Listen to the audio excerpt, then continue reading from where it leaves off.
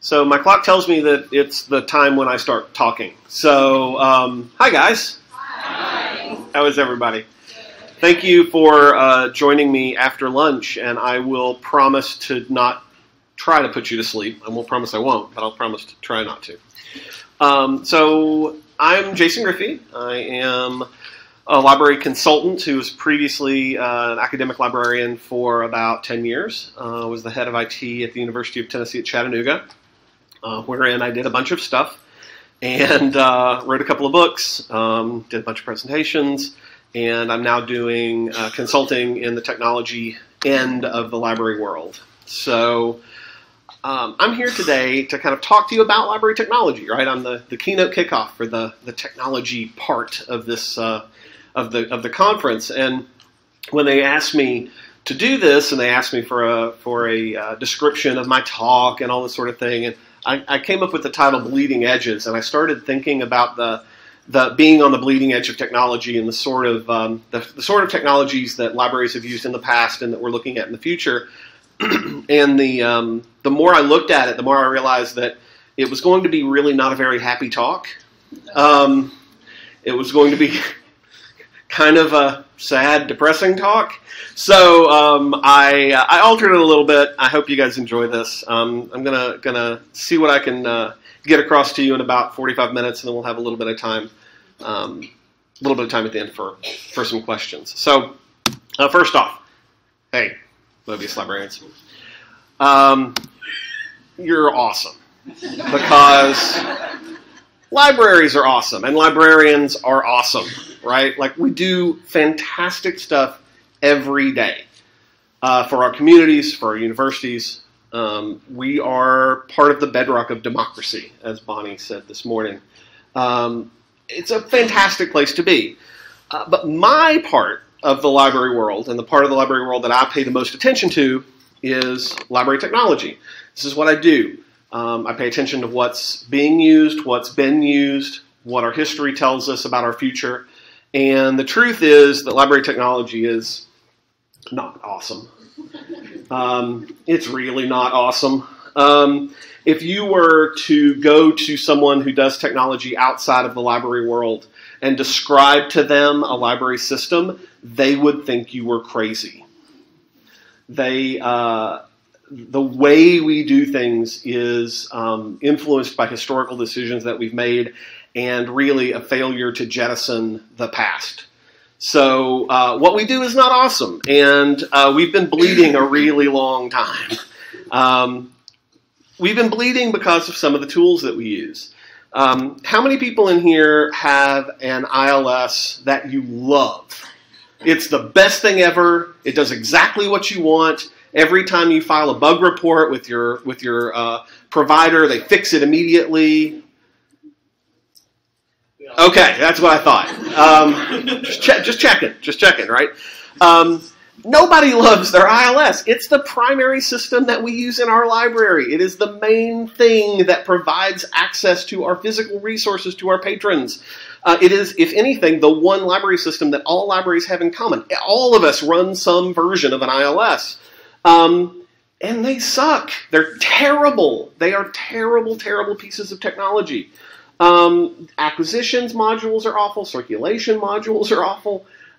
They're just not well done. ILL. Do we have any ILL librarians in here? Okay. So you can correct me if I'm wrong, but my take is that the systems that we use for ILL are basically digital systems that reflect analog pasts. We're doing things now in digital format that we used to do in analog format, but we haven't actually caught up to the way things actually work now in the modern day. How many people have heard, how many people in here are on Twitter? Let's first, Twitter, okay. If you want to tweet during the talk, please get your phones out and tweet like mad. I love Twitter.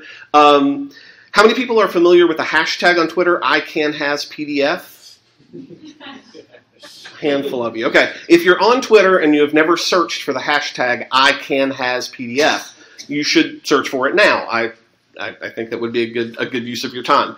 ICanHasPDF is basically Twitter interlibrary loan. It's guerrilla interlibrary loan for academics who are looking for articles that they can't get. They post a request on Twitter and they hashtag it with ICANN-PDF, and then somewhere in the world someone finds the article for them and sends it to them. How many people in here use Reddit? Anybody on Reddit? There's an entire subreddit called r/Scholar that's just for interlibrary loan requests. Right? People who want what we have, but they either don't know or can't, for one reason or another, go through our systems to get them. They can't wait, or we don't give them access to the particular thing they want. There are all sorts of these things online. There are entire websites devoted to nothing but going around our antiquated systems. Right?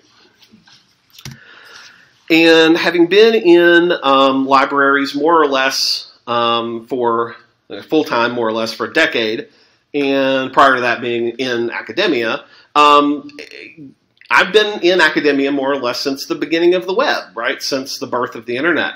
I graduated in 1995 with my undergraduate, so I was basically there during the birth of the net. And over the last bunch of years, it hasn't gotten any better.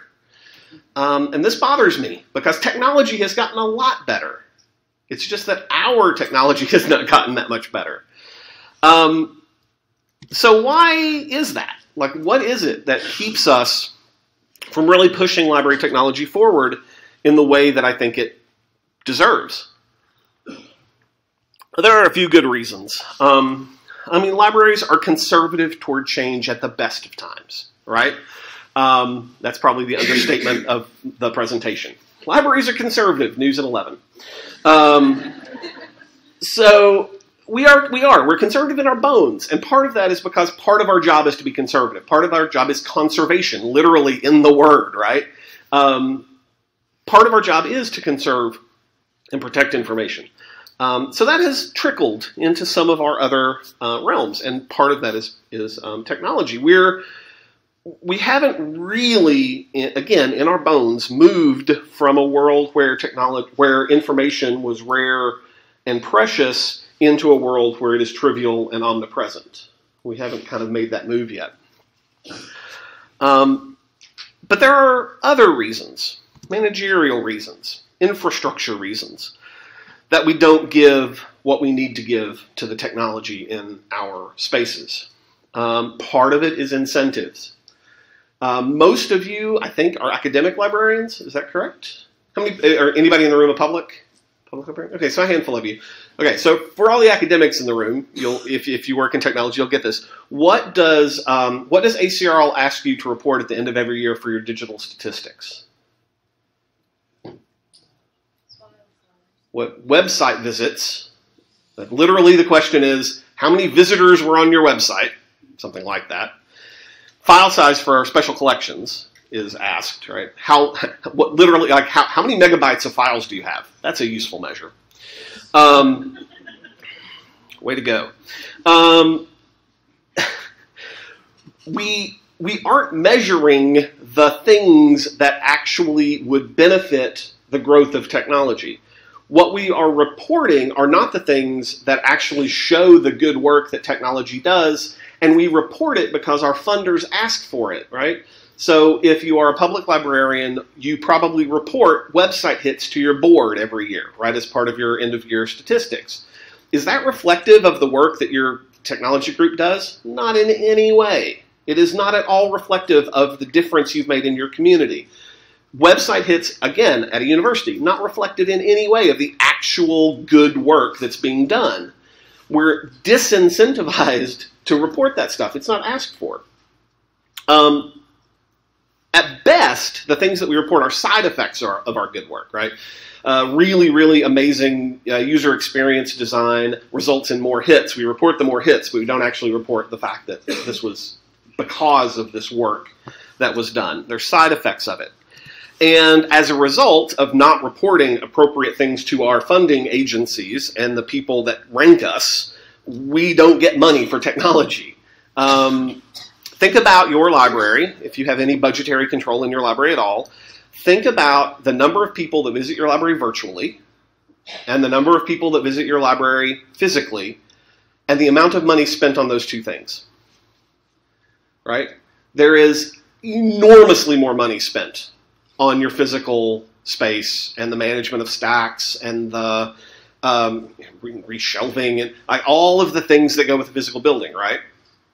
Vastly more money is spent on that side of the world than on the virtual side of the world. But I will guarantee you that more people are visiting you virtually now, right? We are not reflective of actual usage in our divvying of our budgets. How many people in here have more, let me say, more than 2 people responsible for your website? More than 2. Okay, that's about 10% of the room, right?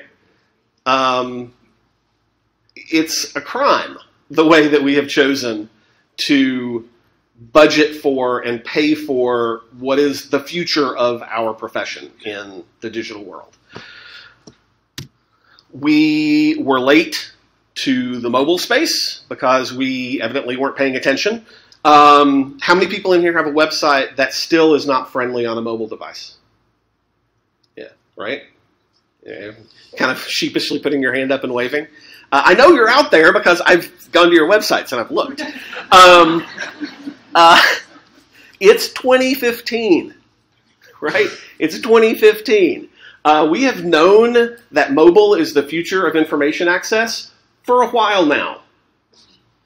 I wrote Mobile Technology and Libraries for Neil Schumann in 2009. Okay. So, and obviously that was not the first book about mobile tech and libraries, and we knew about it before that. We were really late to that game, and we are still playing catch-up. Why? Because we don't incentivize and we don't budget appropriately for it. We are now late to MakerSpaces. How many of you either have or are planning a MakerSpace in your library? Yeah, decent amount, okay? It's a big deal. It's a big deal. Academic libraries, public libraries are all kind of putting in or examining whether or not MakerSpaces will revitalize their space some.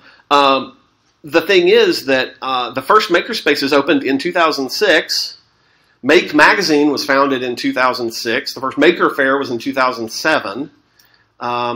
We've spent 8 years not doing anything about it, and now we're slowly catching up. 3D printing. 3D printing is the entry drug for MakerSpaces, right? How many of you have 3D printers in your library? Soon? Okay, a handful, okay. When I was putting this presentation together, I was curious. I went back to my blog and I searched to see when the first article I wrote about 3D printing was. And the first time I wrote an article about libraries and 3D printing was in 2006. So again, this is stuff we've known about. This is things that we've seen and known about, and yet we still just have not moved on them in a lot of places. So, yeah, so that's the depressing part of the presentation. Years ago, I coined a term in one of the talks that I gave. Experiences become expectations, and that was a phrase that I used to try and reflect that our patrons, when they come into a library, what they are expecting from us, the kind of informational exchange, the technology that they expect, it isn't informed by what they find in a library. It's informed by the rest of the world, right? What they expect from us is informed by what they see in the rest of their environment, at their homes, at their work, in the airport, at the bus stop. The public places they go are the things that influence what they expect from us. So the experiences they have, become the expectations that they have. And this expectation setting by things that aren't under our control is basically where I think we've fallen down. We haven't paid enough attention to the stuff outside of libraries. And we should be doing a lot better. It's fairly obvious that we should be paying more attention to the stuff that's happening out in the world and then pulling that understanding into the library at a faster rate. Because technology moves really, really fast. Technology moves faster than almost anything else that we're used to dealing with on a daily basis.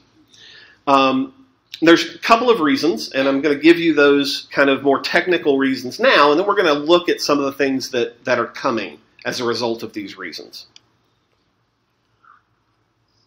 So why is tech different than everything else in our daily lives? Well, There's two laws. There's two engineering laws.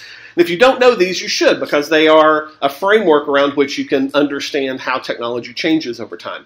The first of these is Moore's Law. And if you've heard of a law about engineering, you've probably heard of Moore's Law. Moore's Law is named after Gordon Moore, who started a company called Intel, which you may have heard of. Back in the late 60s, early 70s, he noticed that as they were developing chips, that they were getting better on a fairly regular schedule, that every 18 months or so, chips got twice as fast, but they cost half as much to make because the technology got that much better. So every 18 months, you get twice the speed at half the cost. Okay, so that's a fairly standard rule. It's actually been true since then. It looks like it will continue to be true. There are some things on the edges of our horizon that indicate that Moore's Law might break down, like you can only put electrons so close together before physics says no. But it looks like it's going to stick around. So in our lifetimes, it looks like Moore's Law is going to be something we can depend on. Every 18 months, cheaper and faster. The second law that I want to mention is lesser known, but just as important in my estimation, and that's KOOMEY'S law. Koomey was an engineer who noticed that every 18 months, again, give or take, that the processing that happened on a chip took half as much energy. You actually had to give something half as much energy to get it to do the same amount of work. So what does that mean? Well, it's the reason, right, that I can have something, Moore's Law and KOOMEY'S law, when you put them together, is the reason that I can hold something in my hand that is, what, a quarter of an inch thick, you know, that has more processing power in it than the entire world did in 1960. Right? And it runs on a battery that's about the size of a credit card. That's why this thing exists, are these two kind of engineering laws. The side effect of these laws, and the thing that I try to, the way that I try to explain this is, if you want to understand how to think about technology going forward, understand that what these laws mean is that right now, sitting here, is the most expensive and the worst that technology will ever be in your entire life. From this moment until the end of your days, technology will get cheaper and faster.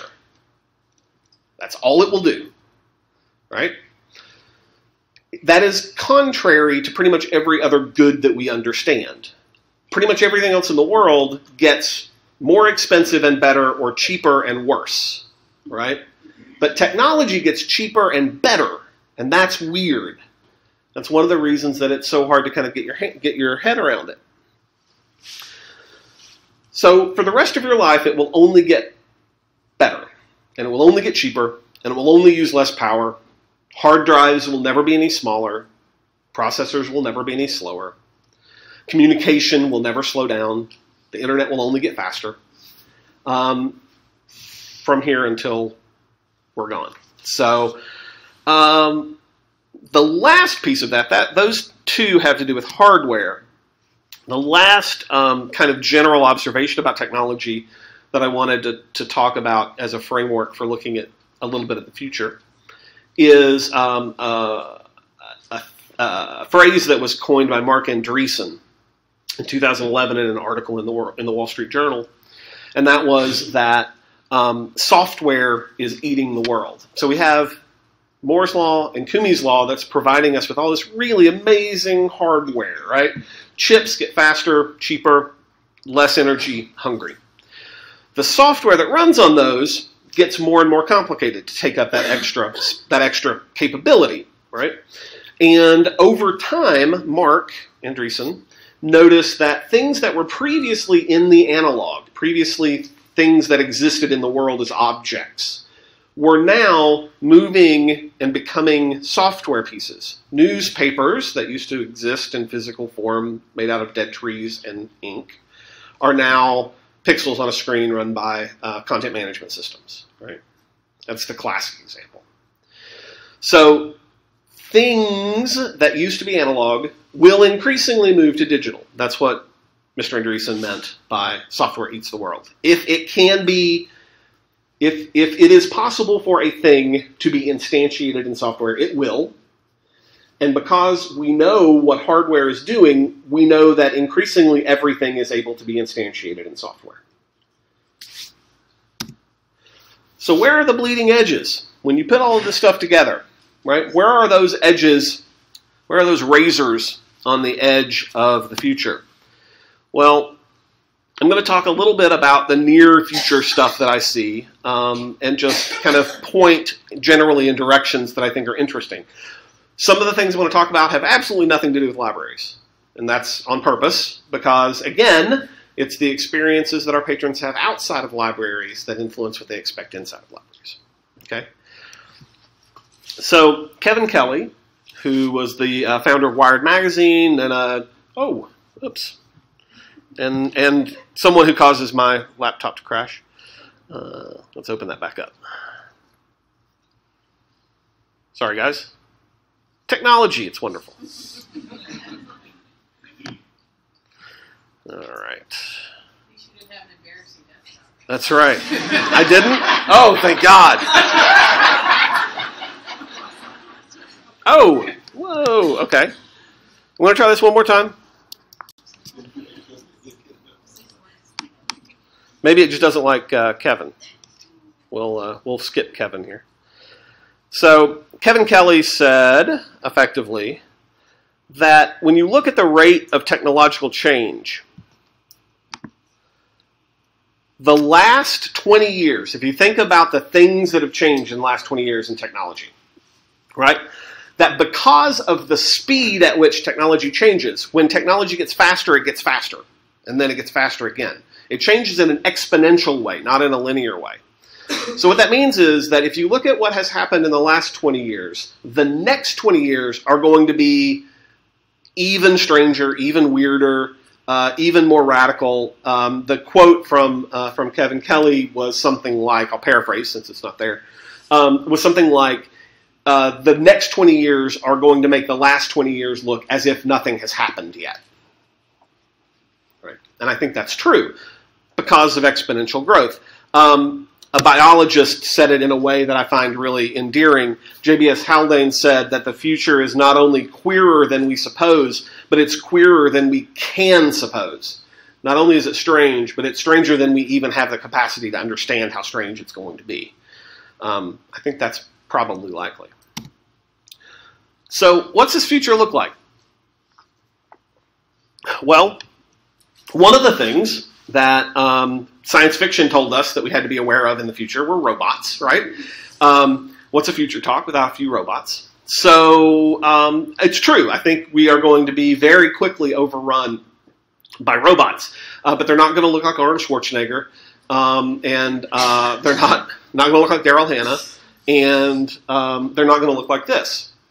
The robots that are going to change the world in the next 10 years are going to look like this. Because self-driving cars are just robots you ride inside, right? That's what they are. They're robots.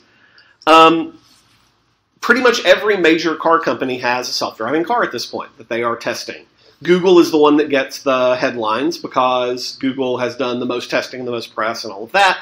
If you haven't seen the sort of press about Google's self-driving cars, they've driven millions and millions of miles. They've had like 11 accidents over the course of millions and millions of miles, and none of them were caused by the car. They were all caused by other people.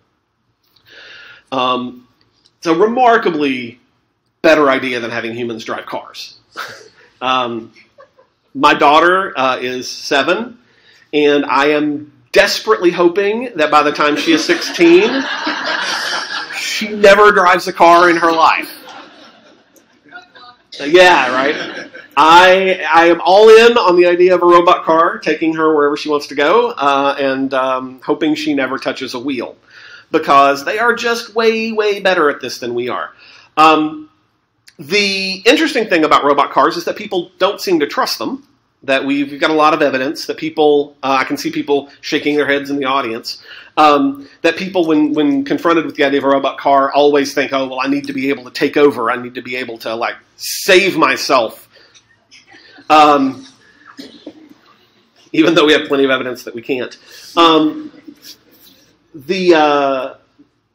So, and then that's a known thing. The car makers know this. In 2012 or so, there was a fantastic interview with the then CEO of Ford, Alan Mulally. Brilliant, brilliant guy. And they were talking about the self-driving cars that Ford was testing.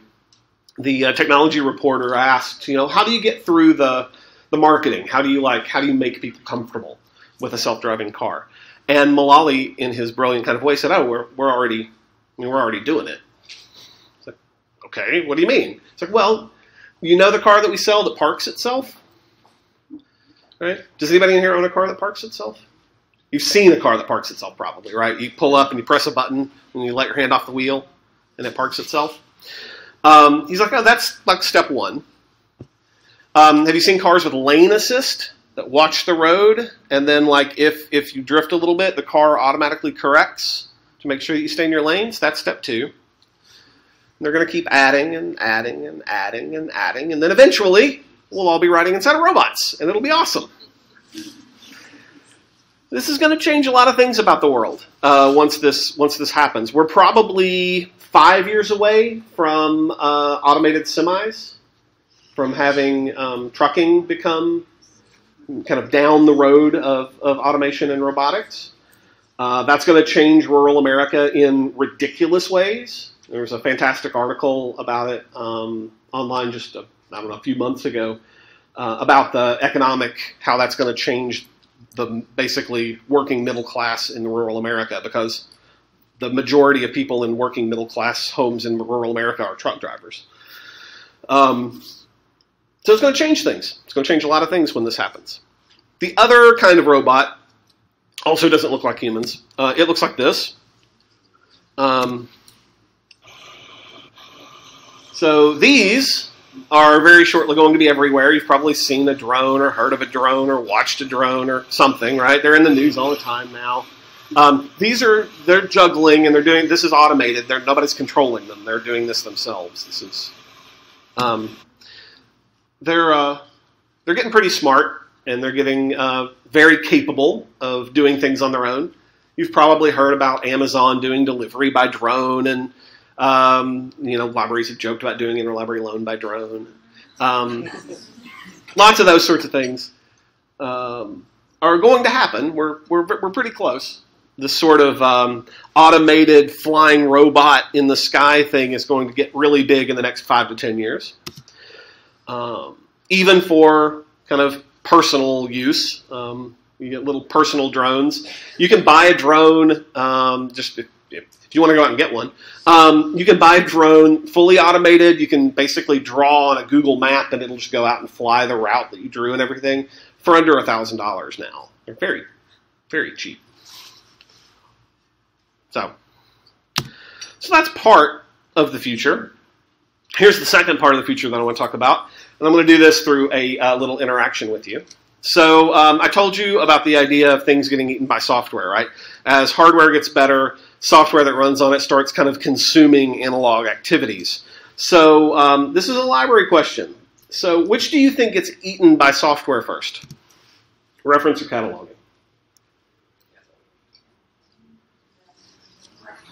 Which goes away? Oh, there's a split room. Nice, I like it. Okay, we'll have a fight.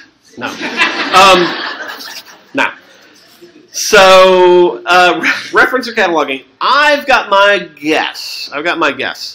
And my guess has to do with voice. When I say voice, it's not really about voice. It's about lots of complicated semantic analysis and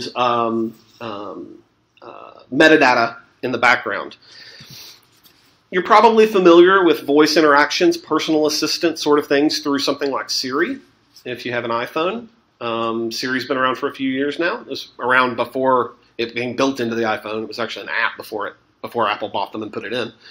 But you press the button and you ask Siri something and Siri answers, or you tell it to do something and Siri does it for you. Google has their own version of this if you're an Android user, Google Voice Assistant, which does very similar sorts of things to Siri. It's a little personal companion that lives inside your telephone that you can ask questions of and tell it to do things. At Google I/O 2 weeks ago, they announced a new feature to that that's coming called Google Now on Tap, where Google Now is actually going to watch what you're doing on your phone and be able to do analysis of the things on the screen in order to then help you answer questions. As an example, say you're listening to, what was the example they used was Skrillex. If you're listening to Skrillex, if you don't know who Skrillex is, it's okay. You're listening to Skrillex on your phone, and you hit Google Now and you say, "Hey, what's his real name?" The system will know, because it knows who you are listening to, that his is the person who is singing the song, and then we'll go out and find his name and bring it back to you, right? Semantic analysis of objects on the screen. And that's coming. They announced it. They showed it off. These are getting ridiculously better. There are other versions. If you're one of like the 3 people in the world that own a Windows phone, they have their own version, Cortana. That's coming actually on Windows 10 as well, so it'll be on desktops. And it's going to be on both Android and iOS as an app. So Microsoft has their own little personal invisible helper that's going to be answering questions for you. Again, pretty much all of the big guys are doing this sort of thing. Amazon has a slightly different take on how this works. The 3 previous ones that I mentioned are all based on your mobile phone, right, or on your watch if you're an Apple user. Amazon is trying to take over your house. They have what's called the Echo. And if you have not seen the Echo, I'm going to give you just a couple of seconds worth of a video here that shows you kind of sort of what it does. See if this works. Is it for me? It's for everyone. It's called Amazon Echo. How's it going? I'm just finishing up right now. Is it on? Oh, it's always on. Can it hear me right now? Nope, it only hears you when you use the wake word we chose. Alexa. Well, what does it do? Alexa, what do you do? I can play music, answer questions, get the news on weather, create to-do lists, and much more. Awesome. Alexa, play rock music. Rock music. Okay, you get the Alexa, idea. stop. So this is a little Bluetoothy network-connected object, you know, a few inches tall, sits in your house somewhere, sits in your living room, in your kitchen, and you literally just talk to it like it's a person. You say, "Hey Alexa, do this. Hey Alexa, tell me this. Hey Alexa, set a reminder, set a timer, set an alarm, put something on a shopping list, buy something from Amazon," because of course you can buy something from Amazon. Why wouldn't you be able to, right? And it just listens for you. It's kind of an unbelievable object. They're expanding it because software eats the world. It gets better. When it launched, it could basically play music and then do a couple of little Wikipedia lookup things, right? But now they have expanded it so that if you have connected home things, if you have LED light bulbs that are connected to your Wi-Fi network, and switches, Belkin makes Wemo switches, which you can plug lamps and stuff into. If you have some of these connected devices, you can actually use the Echo and your voice to tell your house to do things. So, very Star Trek. So my daughter can walk in the door and say, "Alexa, turn on the porch light," and the light will come on our back porch, right? Alexa, play some music. She's living basically in Star Trek, and this just gets better and more omnipresent, right? The last sort of piece of technology that I want to talk about is another kind of interface form. Voice is an interface. It's rich and semantic and gives us all sorts of feedback. Touch is different. And touch is driven by something called haptic feedback usually. So haptic basically means touch. It's the click of a mouse button, right? Like you know that the button has been clicked because you feel the click. It's that little click that indicates to you that something happened. Haptics are not new. For the video gamers in the room, you've had rumble pads on your game controls a lot, so that when you get shot, the control pad vibrates in your hand. That's haptic feedback, but it's becoming different. It's kind of morphing into something that is really interesting. And this is being driven a lot by Apple. So I'm really interested in this from a user experience sort of perspective. Apple has developed something they call the HAPTIC engine. It's a piece of marketing drivel that refers to the haptic feedback that you get from some of the new Apple devices. So this is a breakaway of the trackpad on the newest Apple laptops. And if you use an Apple laptop, or if you've ever used an Apple laptop, the trackpad in the middle clicks. You press it down, and it's on a hinge. It physically moves, right? You click, and it moves. On the new Apple laptops, that does not occur. It's a flat piece of glass that is immobile. It does not move. But when you press it, it feels like it moves. That's some serious magic. And it feels like it moves because they have put a lot of R&D time into this, they call the HAPTIC engine, that replicates the feel of a thing even though the thing is not doing it. This is important for things like wearables, like the Apple Watch. The Apple Watch has the same kind of haptic technology in it, so that when you have an alert, instead of a vibration like your phone going dancing across a table, it actually kind of feels like somebody pokes your wrist. It's like tap. Hey, are you there? Tap. Are you there? These sorts of nonverbal interfaces, nonverbal feedback mechanisms are something, again, over the next 10 years, going to be a big deal. Got one more video for you, I think. I think this is the last video. One more video. This is something that was just announced by Google. This is another piece of interface technology that I think is really fascinating, likely to be game-changing if they can make it work the way they claim. So, let's take a look. We use radio frequency spectrum, which is radars, to track human hand. The radars have been used for many different things. To track cars, big objects, satellites and planes. We're using them to track micro motions, twitches of human hands, and then use it to interact with wearables and Internet of Things and other computing devices.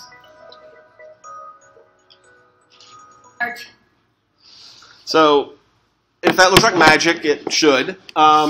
This is basically a tiny little microchip that uses radar, literally radar, in very, very small packages, tiny little chip that just watches your hands and sees what your hands are doing so that you can interact with objects without touching them. Yeah.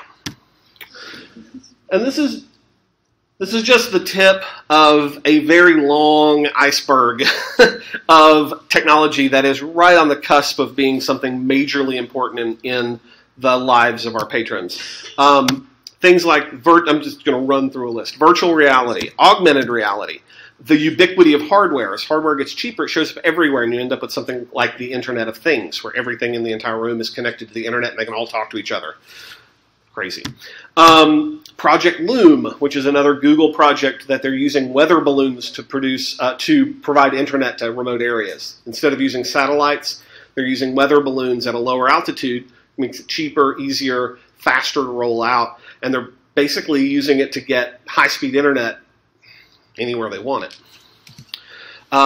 Project Jacquard, which is another really interesting one. These are Google projects, these last two. Project Jacquard is a project that Google's research development unit is looking at basically to use conductive thread in garments to make control surfaces out of the clothes you wear. So instead, you've got the kind of invisible radar-y thing. You can control your objects with just movements of your hands. But if the things you wore were control surfaces, you could do things simply by bending or moving or twitching. And then the longer-term crazy future stuff is biohacking, and that's like getting a plug in the back of your head. I'm not on a list for that yet, just so you know. I will be as soon as they announce it. So how do we prepare for this craziness? Like, what do we do? How do we make tech better for our patrons? How do we prepare for these, the next 20 years? Well, I've got some suggestions. I got a few suggestions. One of them is that we need more tech-aware librarians. Notice that I did not say more IT librarians. Notice that I did not say more coding librarians. Notice that I did not see more, more computer science librarians. I said aware, tech-aware. We just need people that are aware of the technology, that understand that it's coming, that know its importance, that understand the basics. You don't need to, hand code your own ILS. You just need to know about the stuff. We need more of those. Because that means if you know a little bit, you can talk to the people who know a lot more. We need desperately some more diversity in technology. Librarianship is 84 or so, depending on the survey that you look at, 80 some odd percent female, right? It's a primarily female profession. However, the majority of people in tech and libraries are male. That's a problem. The overall racial makeup of librarianship is like 88% white. That's a problem because our patrons are not 88% white. Just the way it works. The diversity in technology is important. It's not just important because it's lip service or because we're trying to make diversity a goal. It's important because people that are not like you have problems that are not yours, and they solve them differently than you solve them, right? So if we only let tech get built by straight white men, then we only get tech that serves straight white men. And that's a problem. So I think we need more diversity in tech. Here's an example. This was just yesterday, I think. Chris Borg, who is the library director at MIT, tweeted this out, and it was such a stark example of what is wrong with our systems. That in WorldCat, if you search as a subject for African American woman fiction, The Help is the first result. Yeah. That's mind-bogglingly terrible. I lack words to explain how awful that is as a result for that search, right? So, and this is our biggest catalog. This is the biggest catalog of library books in the world. We have a problem, people. Another way that we fix this is that we hold vendors accountable, okay? When we ask for things, we should get them because we pay for them, right? Anyone that has managed an ILS or an ILL system or any other library-based system is familiar with the Byzantine ways that the various vendors go through the decisions on what to patch, what to write code for, all of that. We need a better system of holding vendors accountable for the things we actually need in libraries. And I say that as someone who is trying to actively sell libraries technology that I make. That's something that I feel very strongly about. We need to hold our vendors accountable. We love vendors. Vendors are awesome. I'm not harshing on vendors. We have a whole row of tables outside full of vendors, right? And we love them because they come here and they support the conference and everything, and that is fantastic. But we should never forget that the money that they're giving us to support the conference is money that we gave them. Okay? Don't get all happy friendly just because they're here giving us money. That's our money. Don't forget that. We need to stop relying on so much enterprise technology. Enterprise technology, again, if you're not an IT librarian, the most telling definition of enterprise technology is technology where the person that builds it is not the person that uses it, and the person that uses it is not the person that builds it. Two very separate groups. Vendor technology usually qualifies. We need to look at open source a lot more than we do. We need to be embracing open source technology in a more robust way than we do, because it's something that we can control. Libraries are built on open information, and the fact that we rely on and pay for so much closed proprietary information makes me hurt. And we need to enable librarians to build things, because when librarians build things, we usually get things that libraries want to use. It is unfortunate that I can't give you tons of examples of librarians building awesome things, but there are a few, right? The open source ILS Evergreen was built by a consortium of libraries in Georgia. They got together, they decided what they wanted, they put the money behind it, and they built it, right? Koha, another open source ILS, same story, different continent, same story, was built by libraries. On a smaller scale, my favorite example of this is Terry Reese, who is the head of digital initiatives at Ohio State University, builds a piece of software called MarcEdit. If you're a cataloger, you probably know MarcEdit, right? MarcEdit is amazing. It's like the best piece of software for editing MARC files. It's free. He just builds it because he loves libraries and he's a librarian. But he can't do everything all the time. A couple of months ago, there is a Mac version of it, that runs on Macintoshes, and he wanted to. A bunch of librarians went to him and said, "We really want a better Mac version because the one that you have, it runs really slow, and we'd like it to be better." And he said, "Well, I don't have a Mac anymore."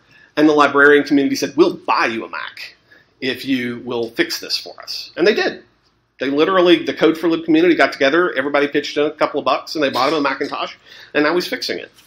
We need libraries to support that sort of thing. Because there's no world short of the rise of intelligent apes or a zombie uprising where technology becomes less important to us. Those are kind of the two situations where technology is going to get worse. It will never, ever, ever slow down. But when librarians understand technology, when they assess the technology they use themselves and not rely on vendors to do it, when they plan the technology that they want and then find ways to make it happen, and when they create the technology that fills a need in their own library, everybody wins. I've done that twice. Two of the projects that I'm involved in, one is LibraryBox, LibraryBox.us. It's an offline digital distribution system. This is something that I have a lot of passion for. The second is the Measure the Future project, which was one of the winners of the Night News Challenge that Bonnie mentioned this morning in her presentation. And I have about 2 minutes left, so I'm going to say thank you.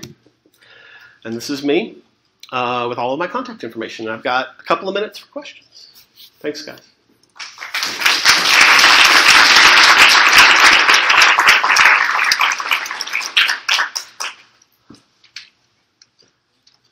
Don't all jump.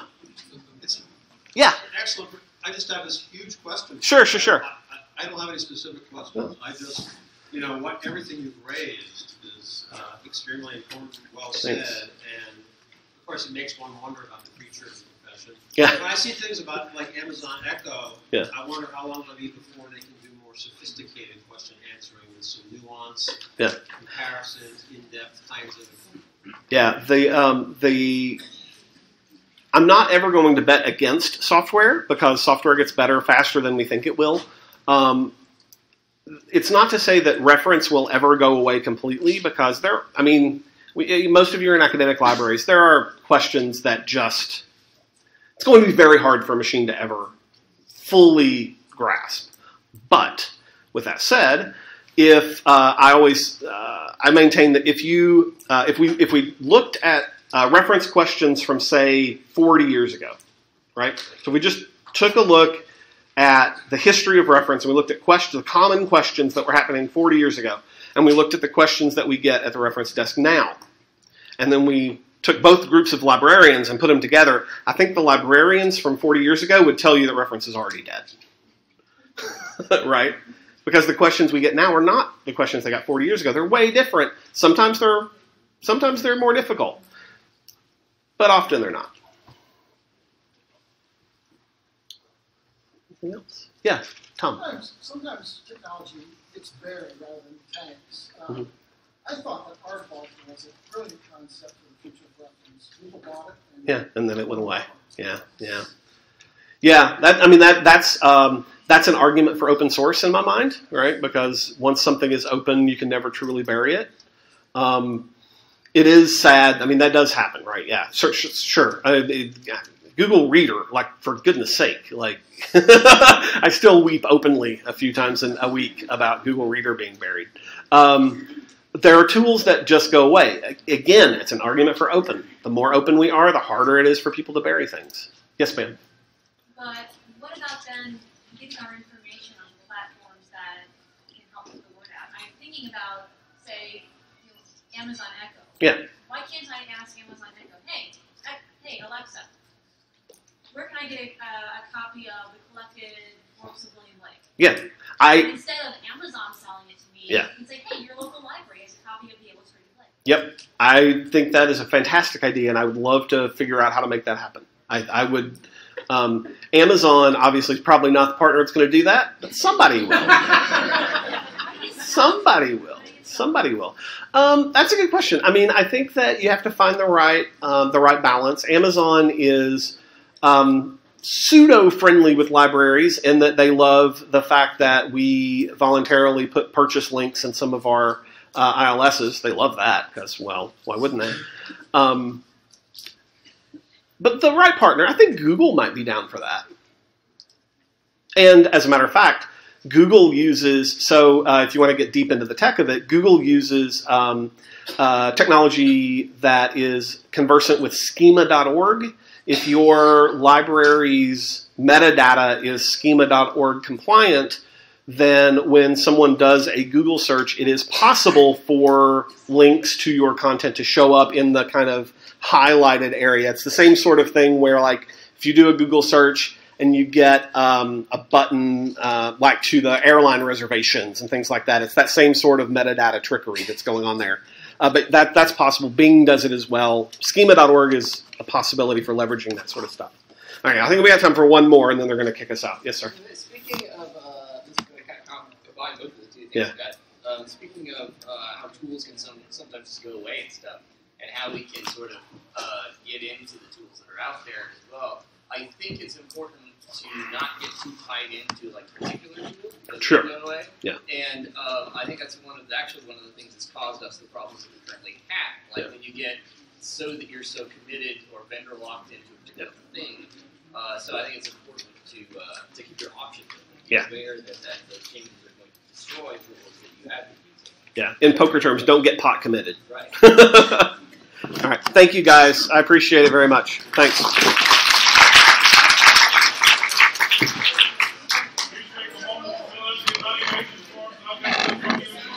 Yes. Please fill out evaluation forms.